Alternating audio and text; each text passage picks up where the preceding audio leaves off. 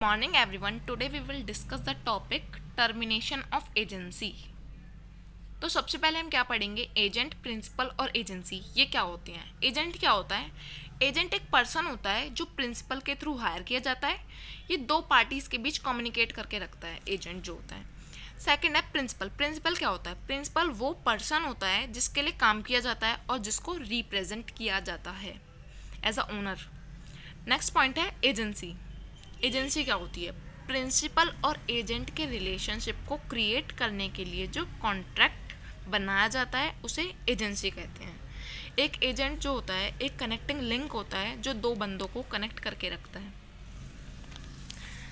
अब हम पढ़ते हैं टर्मिनेशन ऑफ एजेंसी, मतलब एक कॉन्ट्रैक्ट को टर्मिनेट कैसे किया जाता है, एक कॉन्ट्रैक्ट को कैसे ख़त्म कर सकते हैं। तो इसके दो मेथड होते हैं, by the act of party, by the operation of laws. ठीक है, तो by the act of parties हम कैसे कॉन्ट्रैक्ट को टर्मिनेट कर सकते हैं। फर्स्ट पॉइंट है एग्रीमेंट। जब भी कोई कॉन्ट्रैक्ट बनाया जाता है तो वो प्रिंसिपल और एजेंट के म्यूचुअल कंसेंट से ही बनाया जाता है, तो हम उस कॉन्ट्रैक्ट को उन दोनों के म्यूचुअल कंसेंट से ही टर्मिनेट भी कर सकते हैं।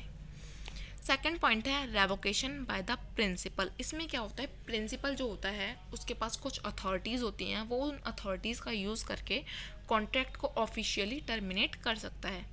नेक्स्ट पॉइंट है रेन्यूशिएशन बाय द एजेंट। इसमें क्या होता है, जो एजेंट होता है वो एक नोटिस के थ्रू कॉन्ट्रैक्ट को टर्मिनेट करवा सकता है। वो मतलब एक नोटिस भेजता है और कॉन्ट्रैक्ट को टर्मिनेट करवा देता है। अब हम पढ़ते हैं second method by operation of laws. First point है performance of the contract.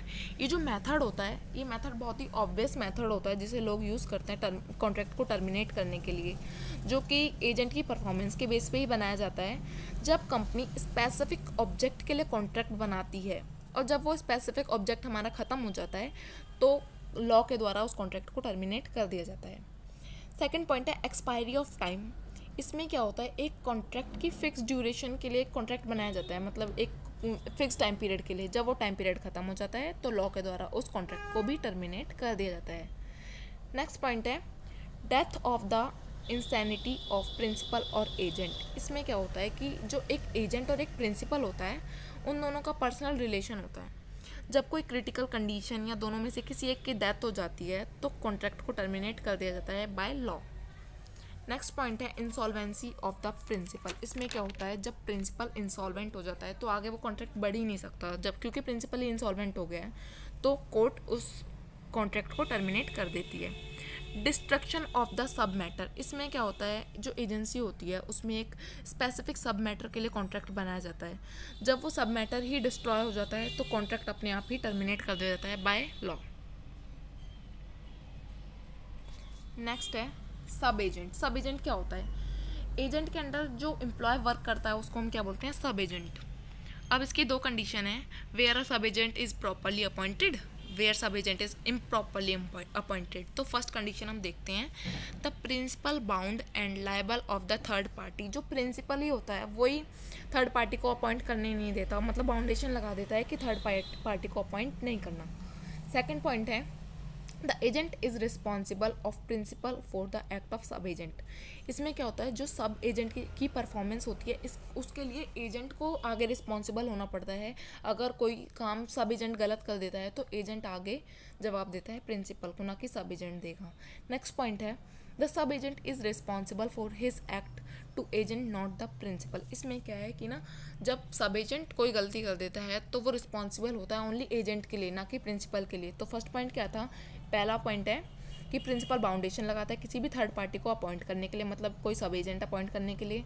Next point है कि जो एजेंट होता है वो रिस्पॉन्सिबल होता है प्रिंसिपल के आगे, उसको ही जवाब देना पड़ता है, ना कि कोई सब एजेंट जवाब देगा। और जो सब एजेंट होता है वो किसके लिए रिस्पॉन्सिबल होता है, एजेंट के लिए, वो एजेंट को अपना जवाब देता है। ठीक है, अब है where sub agent is improperly appoint.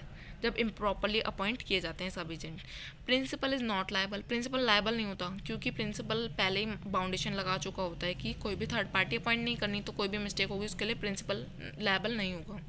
Next point है agent is responsible. Agent he responsible होता है क्योंकि एजेंट ही सब एजेंट को हायर करता है, तो जो भी मिस्टेक होगी, कुछ भी गलत हुआ तो एजेंट रिस्पॉन्सिबल होगा।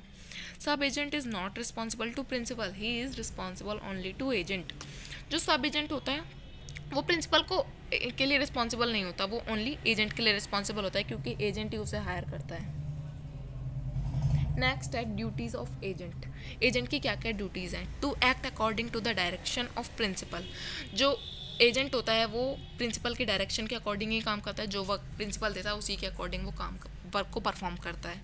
To work with responsible care और स्किल्स, ठीक है, वो स्किल्स मतलब रिस्पॉन्सिबिलिटी के अकॉर्डिंग अपना काम करता है। अगर कुछ काम गलत होता है तो वही रिस्पॉन्सिबल होता है। टू रेंडर प्रॉपर अकाउंट, उसे प्रॉपर अकाउंट मेंटेन करके रखने पड़ते हैं। नेक्स्ट पॉइंट है to communicate with the principal in case of difficulty. अगर कोई भी डिफ़िकल्टी आती है एजेंट को वर्क करने में तो फिर वो कम्युनिकेट कर सकता है प्रिंसिपल से। नेक्स्ट पॉइंट है not to delegate of authority. इसमें क्या होता है, जो एजेंट होता है वो अपने अथॉरिटी को डेलीगेट नहीं कर सकता आगे। राइट्स ऑफ एजेंट, एजेंट्स के क्या क्या अधिकार होते हैं? तो फर्स्ट पॉइंट है राइट्स टू रिसीव रिम्यूनरेशन, मतलब उसको अधिकार होता है वो प्रॉपर सैलरी अपनी रिसीव करे। Rights to retain earning, rights to compensation, rights to stoppage of goods, मतलब कि वो किसी भी माल को इधर से उधर करने पे रोक लगा सकता है। Rights to lien of on goods, ये सारे अधिकार होते हैं एक एजेंट के पास।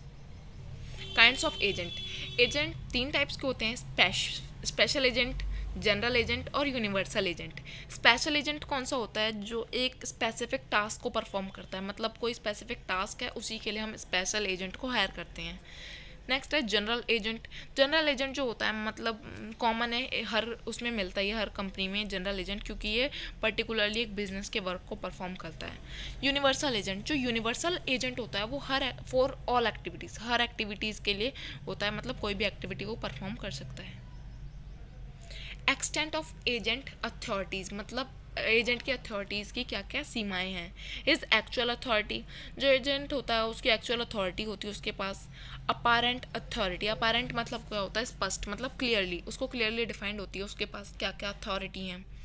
नेक्स्ट है एजेंट अथॉरिटी इज एमरजेंसी, जो एजेंट की अथॉरिटी होती हैं वो अपनी अथॉरिटी का जब ही यूज़ कर सकता है जब कोई एमरजेंसी हो, ऐसी वो अपनी अथॉरिटीज़ को यूज़ नहीं कर सकता और ना डेलीगेट कर सकता। Thank you. Have a nice day.